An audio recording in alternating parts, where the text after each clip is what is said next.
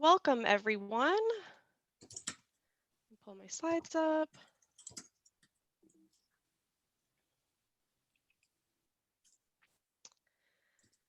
Hello, everybody. Give everyone a second to join. This is our webinar, a conversation about the Esprit Awards, What I Wish I Knew. If you want to put in the chat where you're joining us from. I'm just outside of Washington, D.C. It's a rainy day today.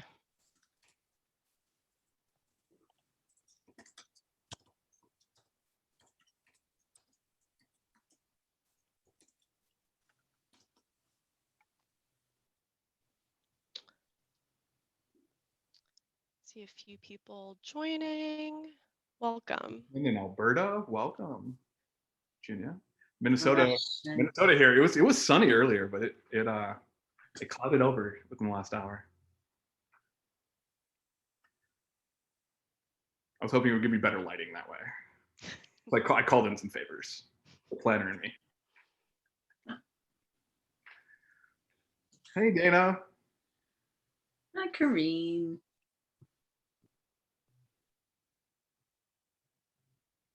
Perfect. It looks like everyone is joining. We'll kick it off. Welcome, everyone.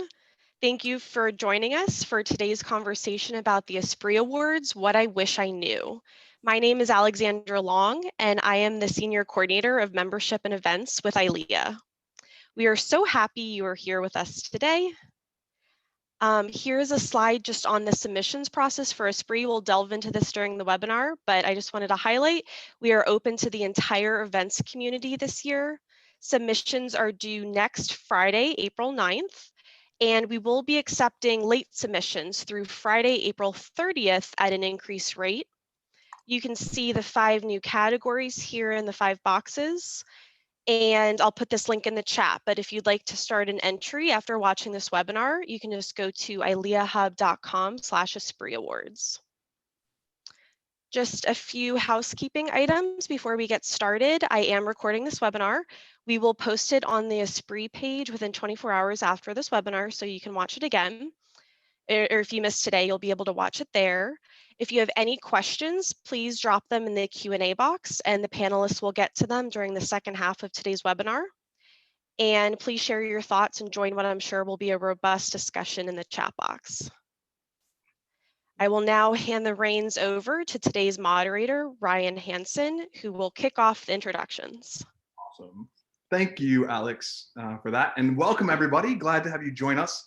Whether live or on demand, because I know we've heard about a few folks who were not able to join at this exact hour. And isn't that the amazing thing about virtual? You can go back and watch it later, because I know you're going to want to binge this great group of panelists that are joining me today. I'm Ryan Hansen, CED, CSEP, DES, based out of Minneapolis, Minnesota. And I'm a current director on the ILEA Board of Governors and an avid collector of Esprit Awards.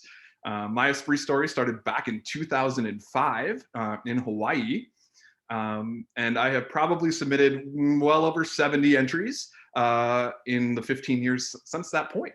And they've led to many nominations and a very lucky 14 trophies in the categories of event design, corporate, social, meeting, and nonprofit event planning, as well as the ones I'm kind of most proud of, which are the ILEA Team Effort Awards, where we get to recognize everybody who contributes.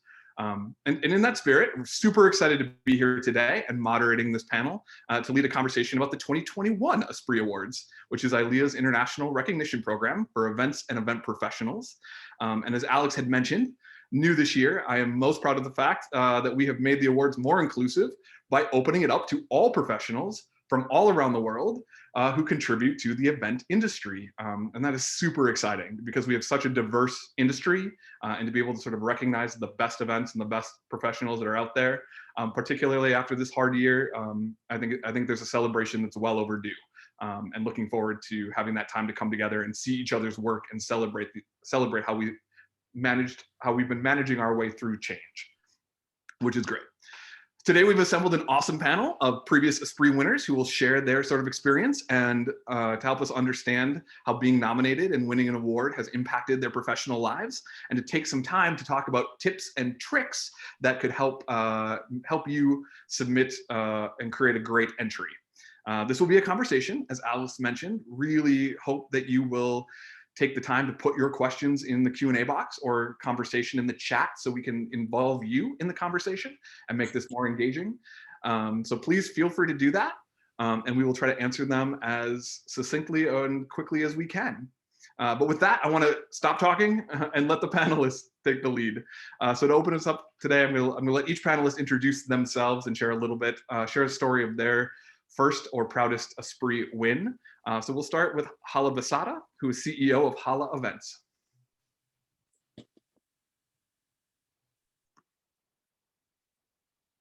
Are you good? I can't see you.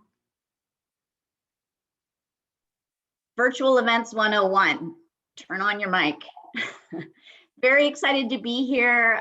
Very excited to be here with my colleagues, Carrie and India, Brian. I'm Hala Basada, President and CEO of Hala Events and Communications, Inc. My Esprit story started in 2004. I was very excited because I had actually launched my company in 2003. So the very first year of having my own company, I actually won my first Esprit Award. So it was doubly the cherry on top. It was amazing. And since then, you know, I don't know how many times I've submitted, a lot. But I've had 13 nominations and 9 wins, and I'm very, very proud of those. So I'll pass on the torch. That is super awesome. I mean, I remember I had very much a similar experience. 2005 was my first ILEA live, and I was at that awards banquet, and that was the thing that said, I want to be up on that stage. And I submitted the next year and shocked myself by getting to be up on that stage. That was super exciting. So that's really cool that we sort of share that sort of newbie experience, which was super awesome. Our next panelist is Carrie Miller, partner and chief creative strategist at E=MC² events up in Canada. So hey, Carrie. How I did the same thing. I was so poised, I was ready to go. Not my first day. Hello, and thanks for inviting me to join in.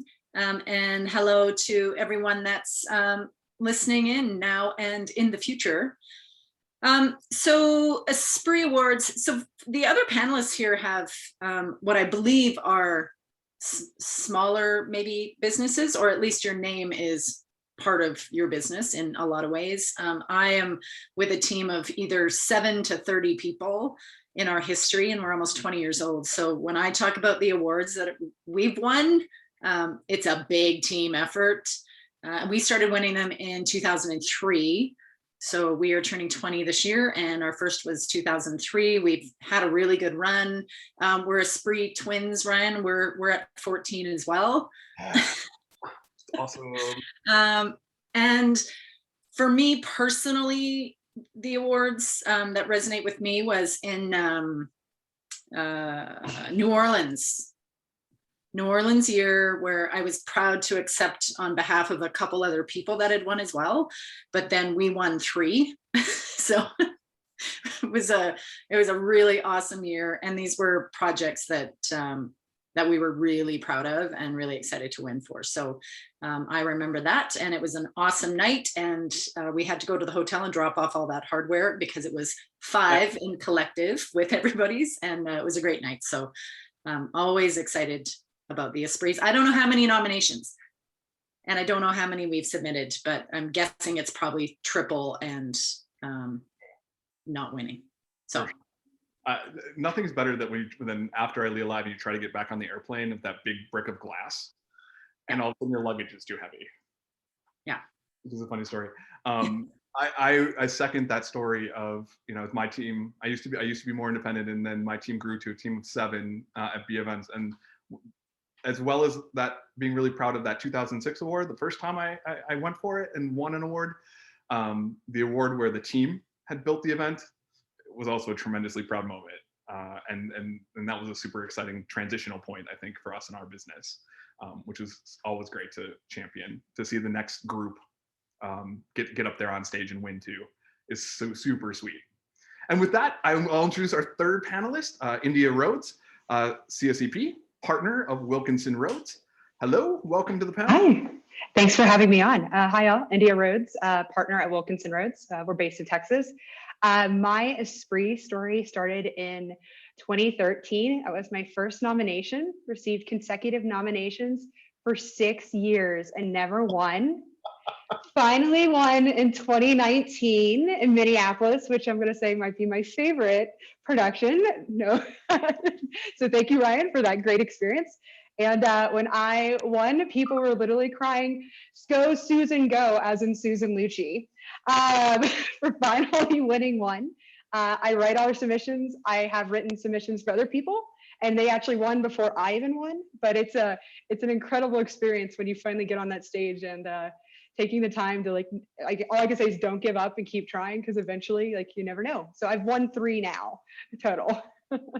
Oh, that's awesome, India, and thank you for the compliment. It was very fun hosting ILEA in Minneapolis for that awards night, and I think you hit a really important note. As we transition, we're gonna take some time for those of you guys watching to sort of dive into some questions about how the Esprits have affected our personal or professional lives and why we enter. And so this is a great spot if you want to put some questions into the Q&A that we can ask these panelists, because there's some tremendous talent here. And then in the third section, we'll get to sort of the tips and tricks part. But yeah, if you have questions about how to enter, why to enter, please do throw those in the chat box. And India, I will second you of saying, I've sort of said all the way along myself, or I tell people, the nomination's the thing. I mean, to be acknowledged and to be recognized among your peers as one of the best events of the year is a tremendous outcome. I mean, the trophy's a cherry, and I know some people will say it's easy to say that when you've won one, but really the thing I always am proud of is that nomination and being listed up among peers I admire greatly up on that list. And so there is no shame in nomination by any stretch of the imagination, and that was great. But let's start there, India. Why did you personally or professionally or your company choose to enter the Esprit Awards and to keep entering? I think it's important to celebrate the work that we do. We put in countless hours, blood, sweat, sometimes tears even. And I want to share my work with others. And I honestly get inspiration from seeing the other nominees. It also qualifies me in my clients' eyes as an international award winner. And it makes me fancy. Oh, how about you, Carrie? Is there a strategy about entering these awards that you as a company take on? Well, I think that we started doing the awards to sort of elevate our brand, and then we continued to submit for awards because we had won some, and then it looks really terrible if you stop winning. So throwing it out there, nobody wants to hear that, but that's probably half of why we've submitted. It was a colleague of mine, Stephanie Dunn from Decormore, who said, I said, "Why do we submit for awards?"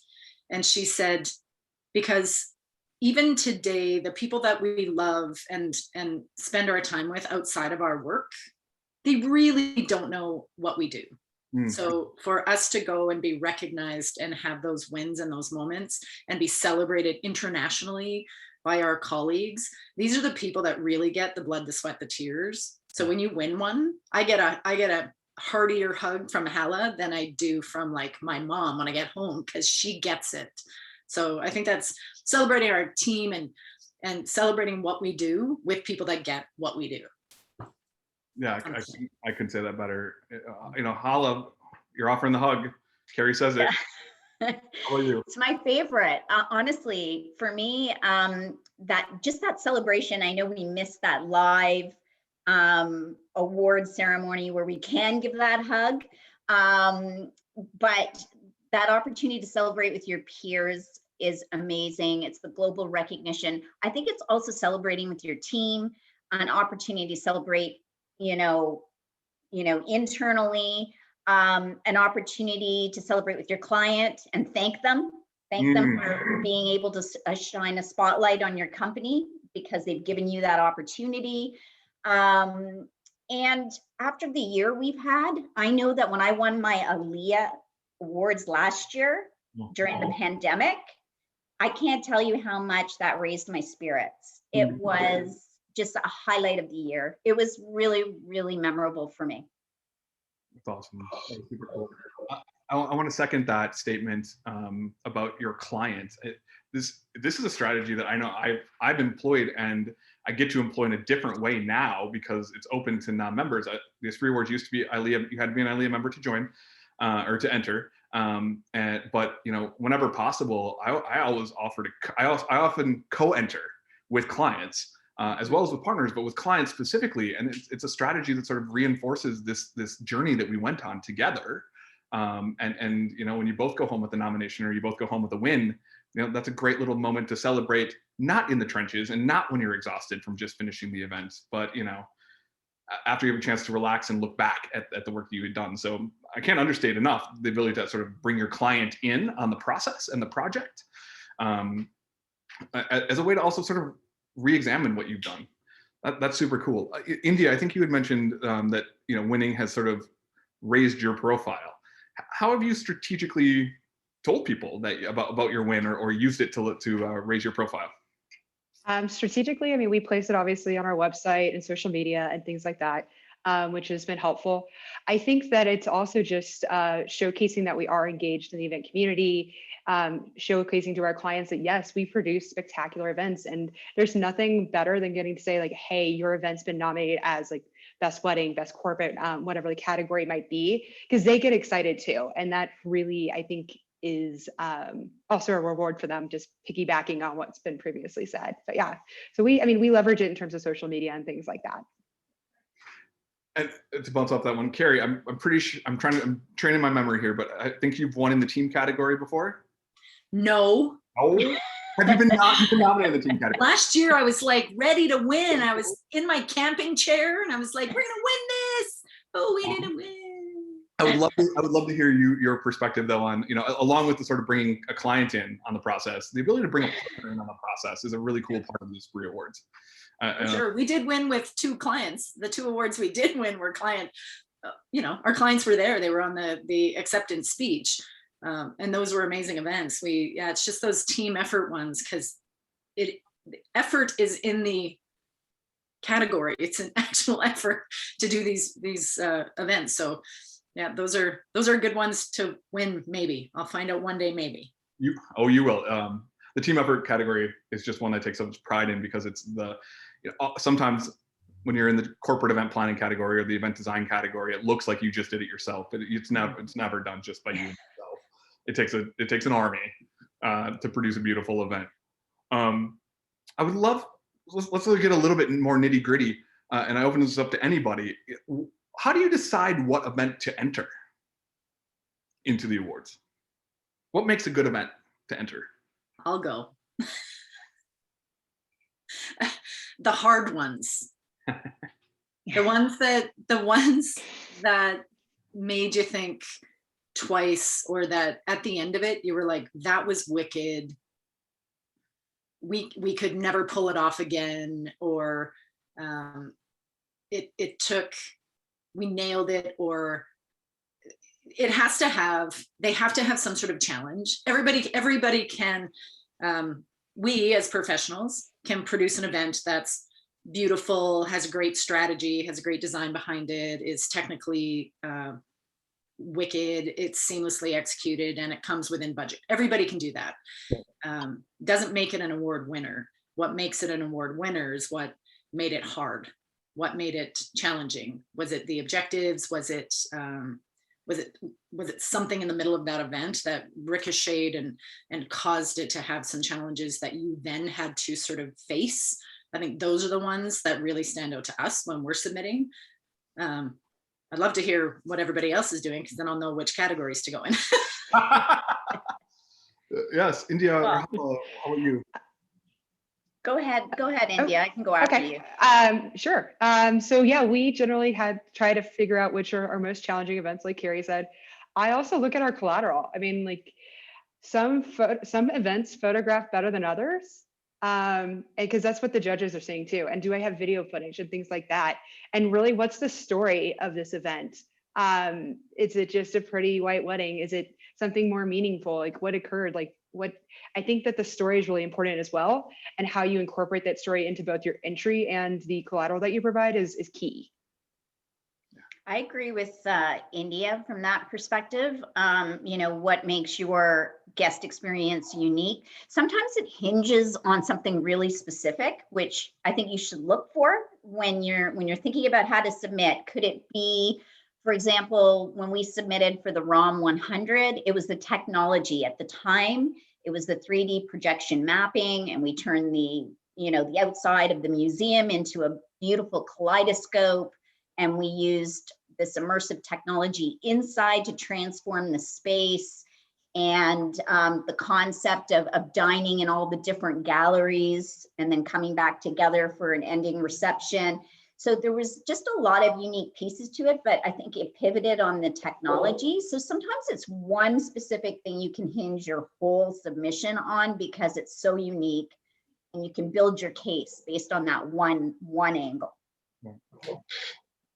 Yes, and I think one of the, and that's another one of the things that I really appreciate about the Esprit Awards is it not only recognizes sort of the planning categories, which are the things we think to go for first, but also recognizes the diverse specialties within our industry and that ability to sort of go into specific categories or the one part that really stood out or made this different or made this unique. And as a person who doesn't want to rewrite everything, the idea that I can enter in both categories is also cool. Also cool and fun. We'll get to a tip and trick about that later, but you've already gone to the work of writing the first one. Let's think about writing the second one. Do you guys ever, I'm just curious, do you guys ever think about your entry before you do the event? All the time.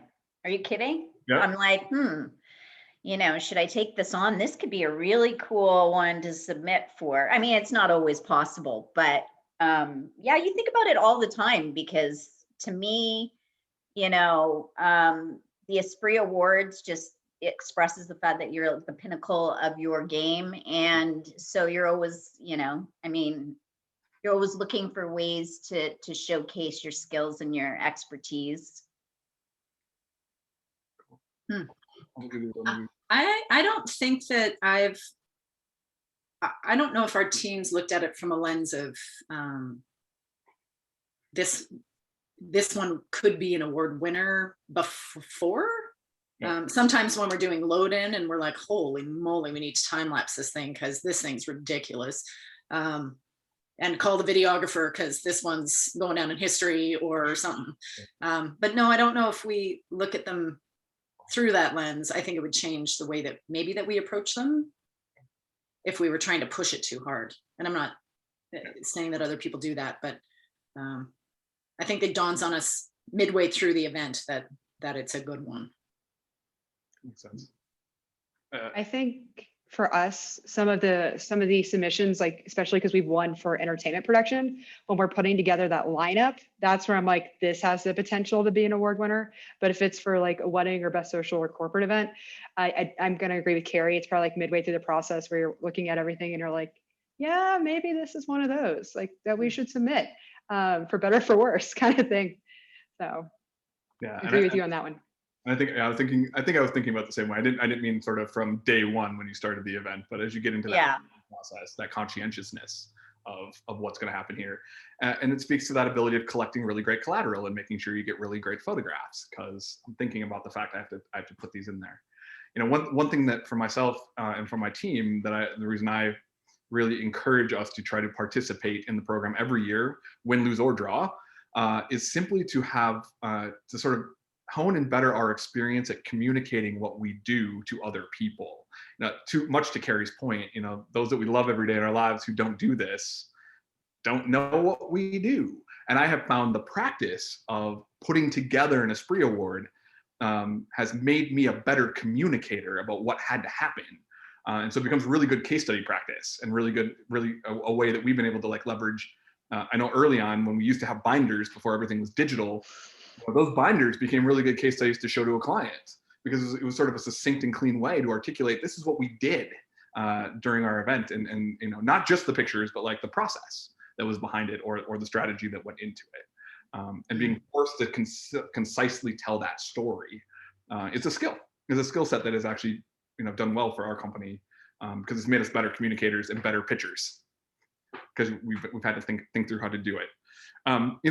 So the title of today's panel is What I Wish I Knew. And so looking back and assuming that some people who are viewing this today have never entered before, I'm going to ask each one of you, is there something, thinking back to sort of when you first entered, is there something you wish you would have known going in? For me, it picks up on India's point, is like the photos and how important it is to tell your story. I mean, your event might be magnificent, but if you can't visually showcase it as well as describe it, then it's hard sometimes to paint that picture. So I know initially some of our photos, I was looking at some of the photos we had taken and I was like, oh my God, these are terrible. So one of the things is if you can think about that, I know sometimes it's your last minute, the photos is not something you're top of mind, but it's really good to, if you can have like a really good photographer on site. And if there isn't one, make sure you do have one. Absolutely. I would think along with that, thinking about your collateral, so the production pieces that go along with those photographs, because they hand in glove or side by side communicate that story.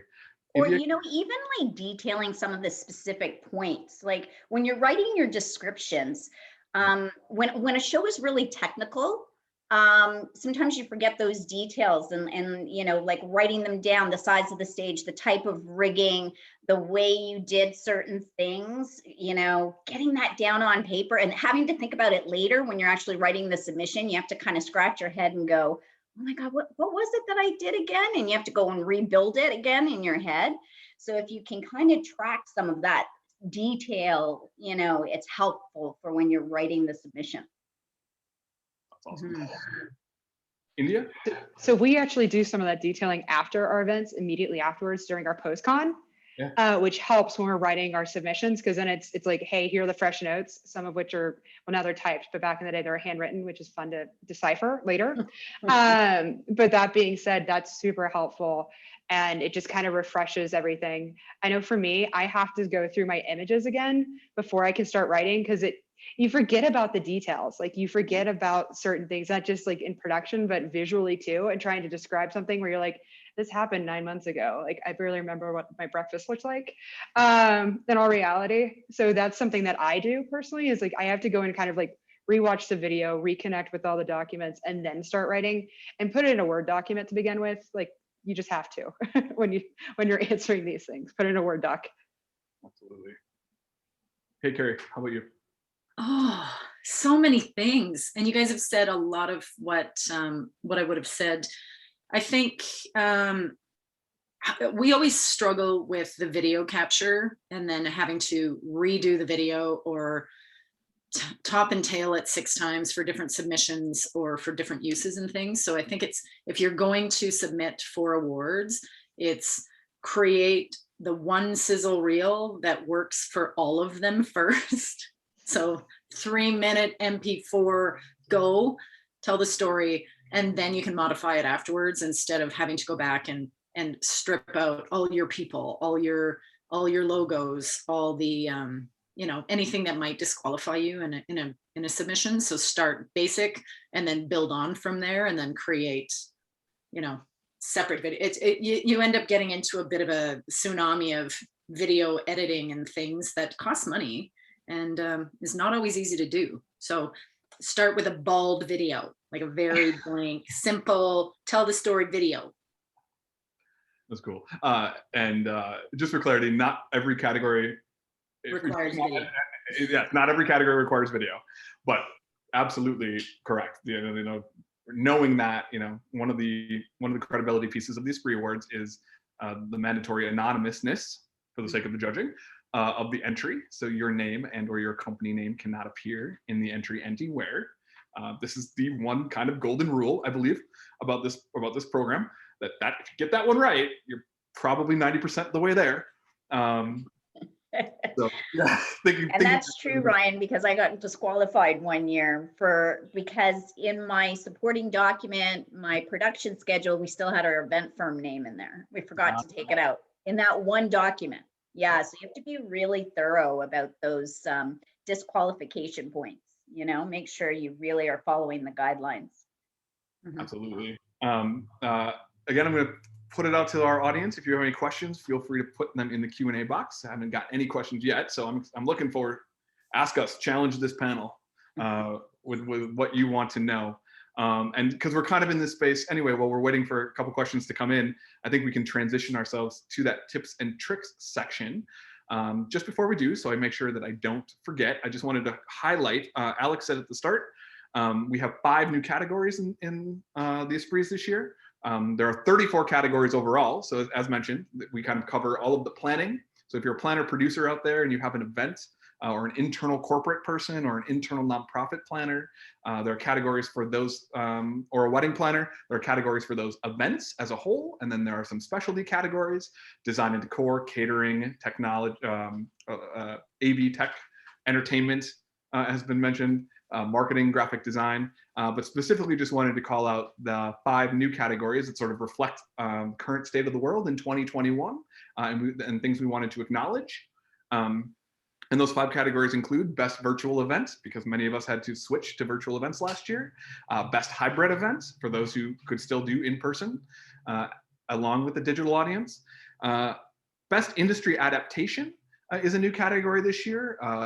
ILEA as an organization wanted to recognize organizations or professionals who took their event skills and adopted them to serve their community. So this category could be for an event planner who used their logistical skills to mastermind a food bank or a COVID test site. It could be for an exhibit company that decided to start building backyard offices because they couldn't build trade show booths anymore, or for a linen company who started making masks because they couldn't rent cloths because the venues were all shut down. So if you had to adapt your business or you adapted your skills to serve the country or the community, we want to recognize those efforts. And so that category is best industry adaptation. We've also added a category for best diversity, equity, and inclusion initiative. Obviously, this is top priority for both ILEA and for our world right now, the recognition of how diverse, of the diversity in our world and the need to be more inclusive. So any diversity, equity, or inclusion initiatives that were started by your company, to maybe you changed your SOP this year to be more reflective and think through, how do we handle disabilities? How do we handle people, people who have visually or who have disabilities that don't let them participate in events the way we always sort of didn't plan for in the past. If you change those initiatives within your own company or with an event, did some strategic initiatives for that, we would like to recognize those efforts. And the 5th and final category is best corporate social responsibility. So this, the footprint of our events matter. Sustainability moving forward matters, and the way we sort of leave an impact at the end of an event. It's a very temporary industry. So we are recognizing live events or virtual events where the event professional or the company focused on sustainability or a CSR initiative that had an impact on the local community or globally once the event was over. And so I think it's really awesome that ILEA is choosing to highlight those elements that which are true, and they are here and they will continue into the future. So even if if you didn't get to plan an event, there's still a place to participate. And I think that part is really awesome. All right, we have a question for the group from Chandel Barr. Thank you for submitting your question. So to the panel, do you feel the award wins and nominations help your company avoid the typical RFP process that can unfortunately be largely based on price at the end of the day? And if yes, how do you use your award wins to win business and avoid doing the creative part, idea, pre-production planning for free? I think that's 2 parts of a question there. But so how have, if I can sum that up, I believe the question is really like, how do the awards help you demonstrate credibility in the face of new clients or for new credentials? Well, personally, I don't think it helps you avoid the RFP process. I mean, you may, in some cases, luckily get the job because they don't want anyone else, but many times we have to participate in an RFP process. The award gives us credibility to say we're an award-winning firm and showcase some of our past work and showcase maybe our case studies to show how we've won those awards and why we are an award-winning firm. But something they touched on in that question is something that I'm really passionate about, and that is the fact that in some RFPs, they ask you to give your ideas away, which I completely disagree with. And I think as an industry, I think, we have to be careful about doing that. I mean, those are what we call intellectual property. And for most of us, that is a process that takes 3 to 4 weeks to come up with that creative guest experience, and to give it away for free. I don't agree with that at all. And I actually removed myself from those submissions because I just don't think that's right for them to ask us to do that. So if that is part of the submission, I usually, decline to participate. I that's the same way, and I second that. We've chosen to participate in the past when they're willing to pay for the RFP process and admit and acknowledge the fact that they're getting ideas for free. Otherwise, it's more of an introductory process, or we say no, because our value is design, and that's what we're bringing to the world. And so, to just hand that off doesn't feel very good. Yeah, it just seems to me. Sorry, Carrie, go ahead.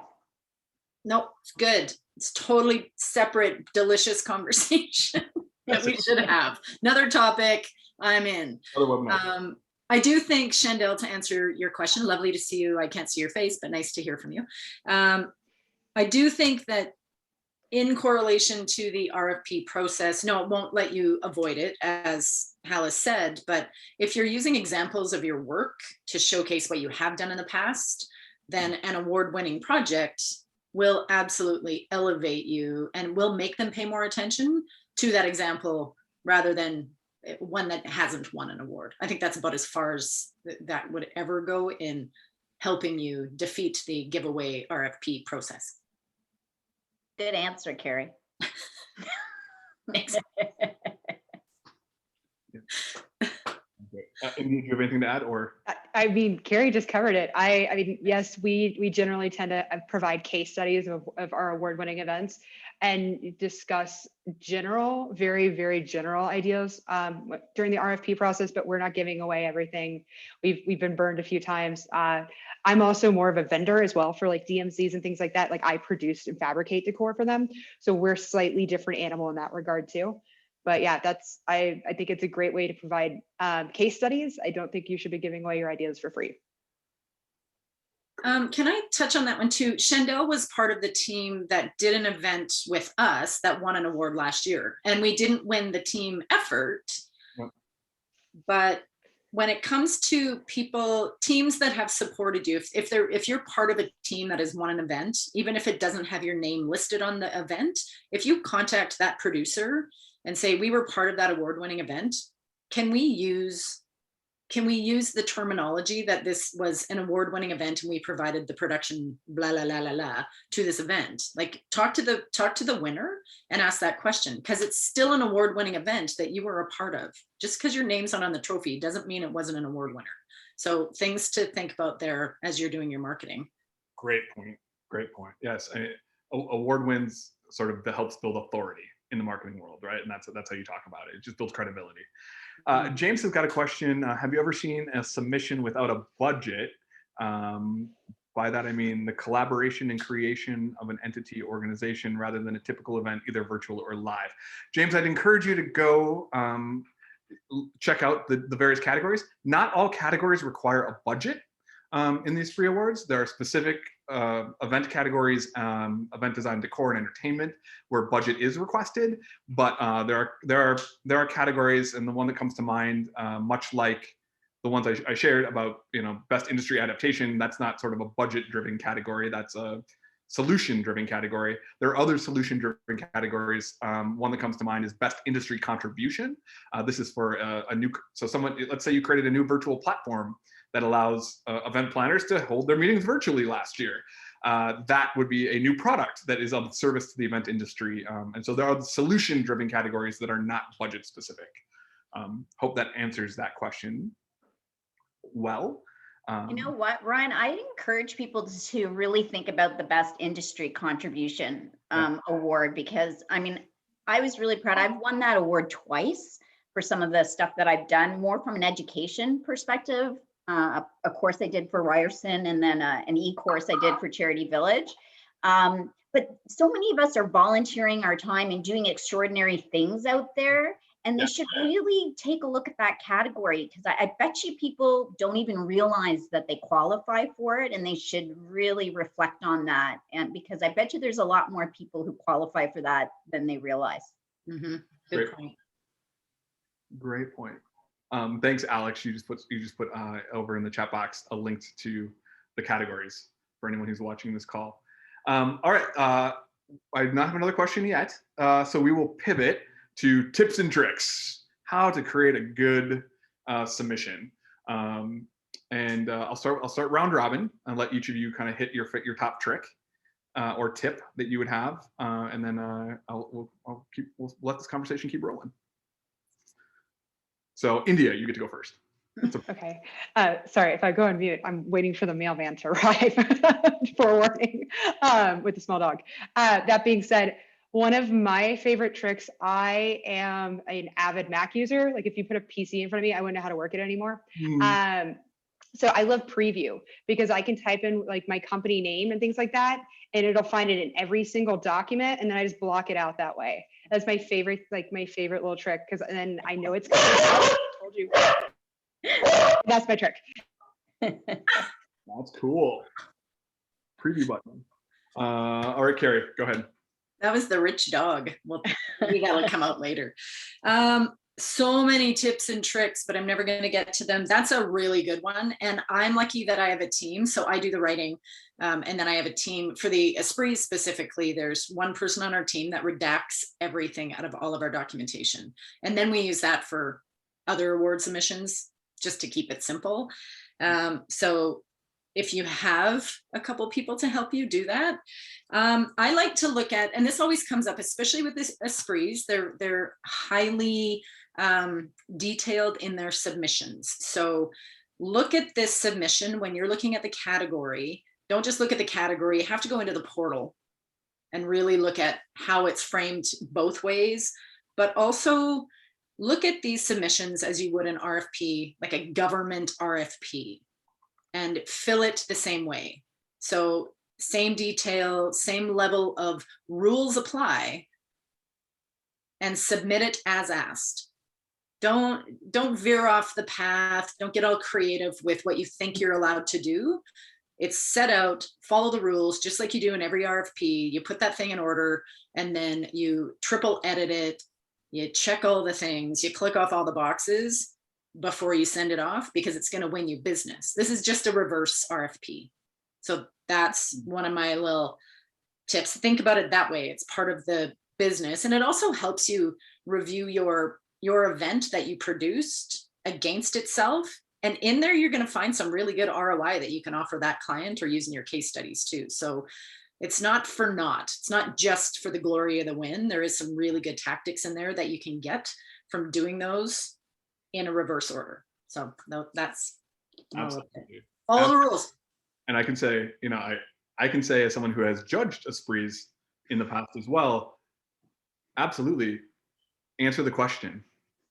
All you got to do is answer the question. And I think sometimes we get really hung up in trying to tell every little detail and share how painful the story was, and you never end up answering the question.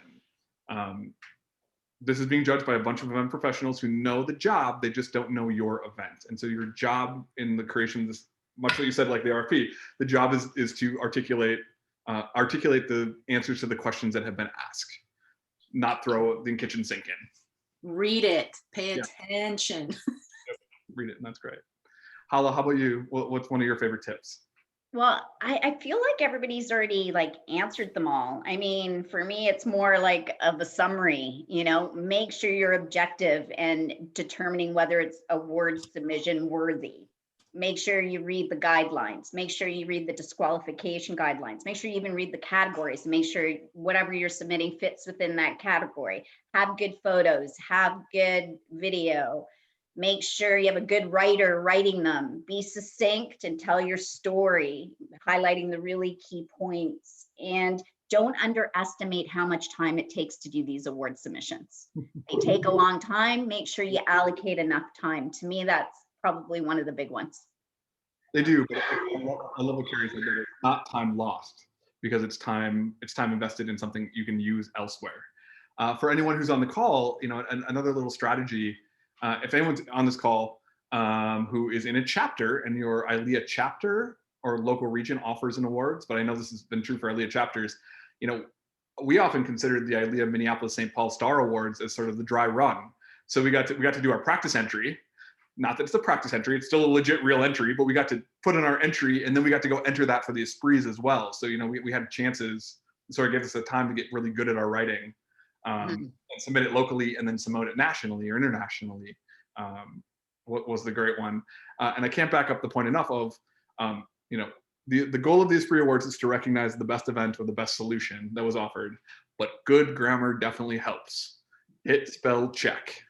Write it up in Word first.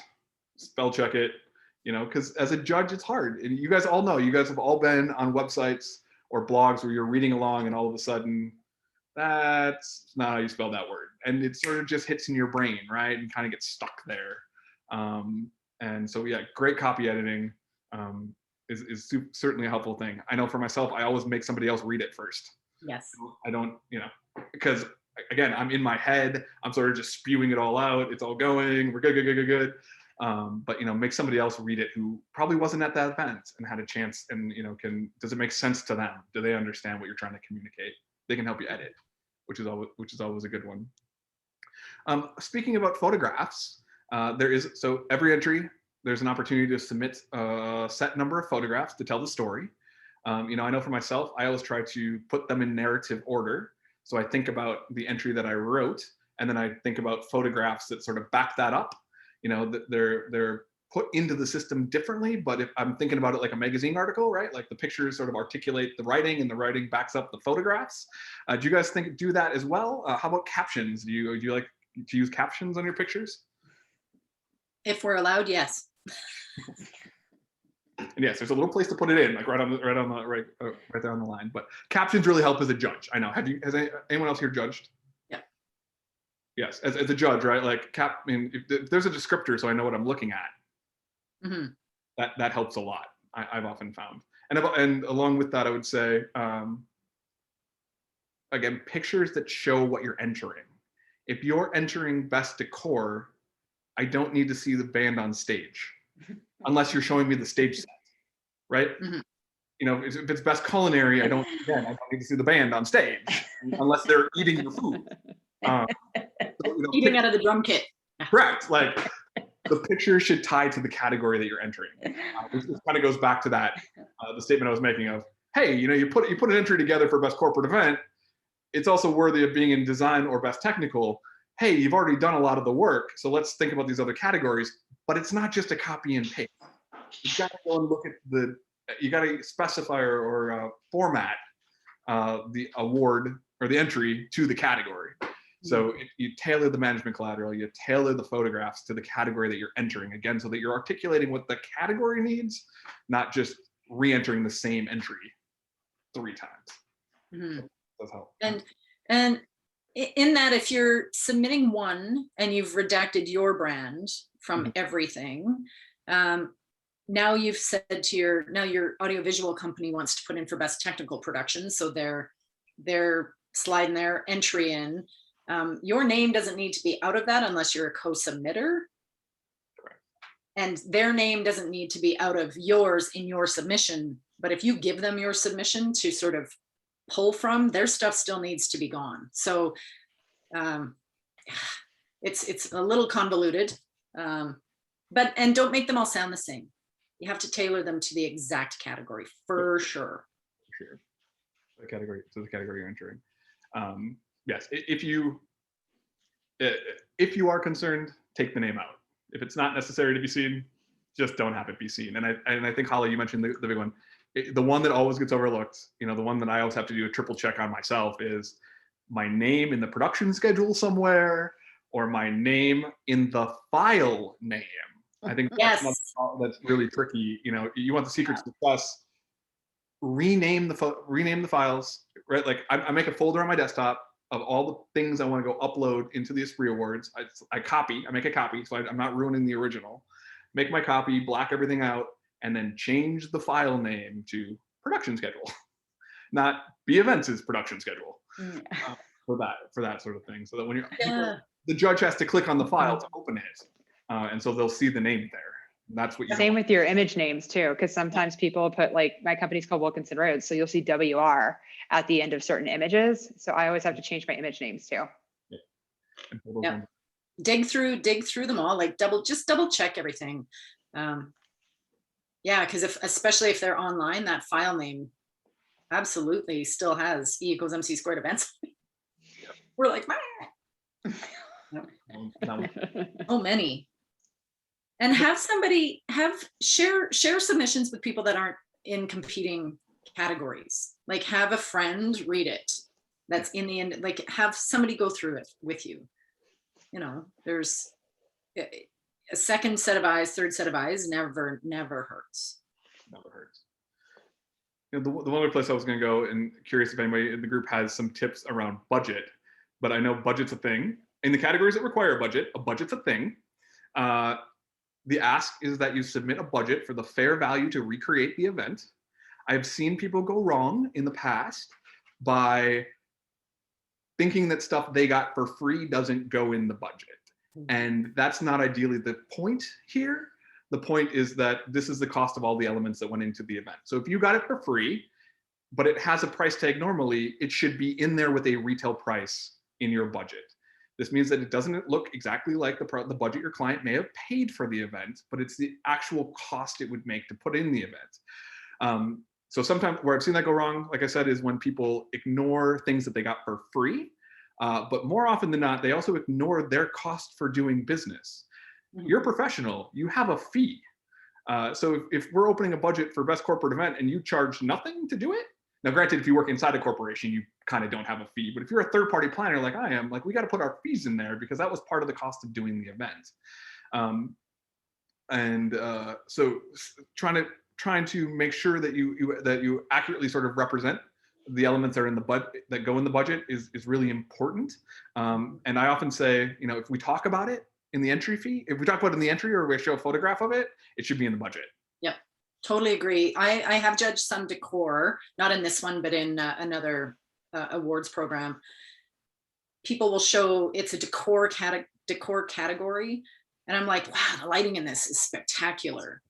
So the lighting is like blowing out their decor. It's like wicked. And then I get to the budget and they haven't even set a price. Like, there's no budget for lighting. I'm like, you just showed me 20 pictures that are all lit decor and it's beautiful and the ambience is amazing, but you didn't pay your lighting designer to do that? Like, the vase paid for the lighting? I don't understand what happened here. So if you're showing it in an image, it better be reflected in the budget. We're talking about it. Any other comments, India or Hala? I mean, sometimes in my budget, like the way my AV company will address things, that lighting and audiovisual are together. So on the budget, I don't necessarily always break it out. I'll just write a big note, be like, hey, everything's included in this one line, as opposed to like trying to sit there and crunch all the numbers to separate it out, and just be as specific as possible. If you can add notes on, because there is a section for that description, add it in, because the judges appreciate it. And having judged Esprit Awards myself, I can be like Carrie said, like, where's the lighting? You just notice these things. And if you see, oh, they put it down here and because of whatever reason, I appreciate that. I appreciate the details, because I also want to know really where the money was spent. Mm-hmm. And pay attention to the US dollars. I mean, we're Canadian, so we're submitting in US dollars, and it can get challenging with exchange rates and things, but you just really pay attention to what dollar you're submitting in. Yeah, and also the category, over 100,000, under 100,000, and where it fits in. Yes, I In believe terms of it's the category. ILEA built some really cool templates where you put your budget in and it totals at the bottom and it says green or red. This is in it or this is out of it. So that will help you. And and don't be afraid about the fact that you're out of it. Like, you're just in the next category. That's totally cool and awesome. I will clarify. I know we all spoke right there about specificity and budgets, but if you've never entered before, don't hear that as we need every lighting instrument that you've had and every speaker that you've had. No, lighting. We just need to acknowledge that lighting was on the show for the cost of lighting, rigging and production. I think India said it, right? AV might all be on one line. It's more important that we see that it's there at a price that sort of matches what an event professional would look at the picture and see is there, than that you have every single thing that you bought. You don't need every lighting instrument, but you need AV included. And you need to use the template that's provided, Yes. But you don't have to rework your budget 100% to fit into that template. You just need to acknowledge all of the costs that you paid for and make sure that they fit and that the bottom line matches the rack rate of that event. Wow. Yeah, absolutely. This has been an awesome hour. We're basically at the end of time. I have just one last question for everybody. If anybody in the audience had a question that we didn't have a chance, I did not see that anyone's come through, but I'm sure that any of us on this call would not have a problem answering a question for somebody after this call is done. But to wrap things up, I'll just go round robin with, how does it feel to win an Esprit Award?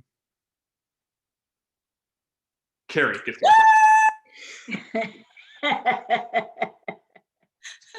And then I call all the team members and tell them, and then we have cocktails. I'm out. I don't think I could top that. That was spectacular. It feels amazing. That was spectacular. Yeah, that was good, Carrie. For me, it's never old hat. Doesn't matter how many times you win, it's special every single time. And I mean that genuinely. It really, it's a great thing. And I hope everybody gets to experience it. Yeah, me too. Could not have said it better.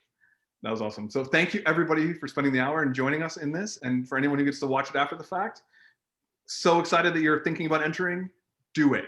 Just do it. There's nothing lost in the act of learning how to communicate what you do every day to somebody in a different way. It's never done me wrong, whether I win, lose, nominated, or nobody even knows that I submitted it. It's always great practice, and I fully encourage anybody who's thinking about it to jump in and try. Yes. Take it back to Alex. Well, unfortunately, we've come to the end of our time today. I want to thank each of our panelists, Ryan, Hala, Carrie, and India, for their valuable contributions to the discussion. We appreciate each of you for your time and insights today. Thank you and have a great rest of your day. Thank you. Thank you. Thank you. It was lovely to see you all. New faces. Even the dog made an No kidding. appearance. Yeah. I warned you. I was like, it's gonna happen. You called it. Thanks, everyone. Bye-bye. Thanks. Bye. Bye. Thanks, Alex.